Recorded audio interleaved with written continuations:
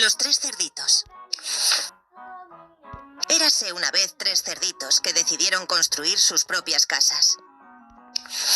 El primer cerdito construyó su casa con paja. Era rápida de hacer. El segundo cerdito optó por madera. Era más resistente que la paja. El tercer cerdito, más sabio, construyó su casa con ladrillos. Un día apareció el lobo feroz. Tenía hambre y vio las casas. Primero el lobo llegó a la casa de paja y dijo: «Soplaré y soplaré, y tu casa derribaré».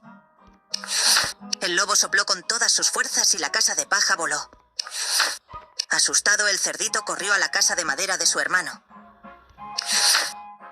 Entonces el lobo siguió y llegó a la casa de madera. «Soplaré y tu casa derribaré». El lobo sopló y la casa de madera también se derrumbó. Rápidamente, los dos cerditos corrieron a la casa de ladrillos del tercer hermano. Finalmente el lobo llegó a la casa de ladrillos. «Soplaré y tu casa derribaré». Sin embargo, el lobo sopló y sopló, pero la casa de ladrillos no se movió. Desesperado, el lobo furioso decidió entrar por la chimenea. El tercer cerdito, preparado, encendió una gran fogata en la chimenea.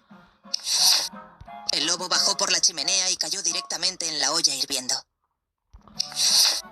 Aullando de dolor, el lobo salió disparado de la casa. Los cerditos celebraron su victoria. La casa de ladrillos los había salvado. Aprendieron una valiosa lección sobre la importancia del esfuerzo y la previsión. Desde entonces vivieron felices y sin miedo del lobo feroz. Y colorín colorado, este cuento ha terminado.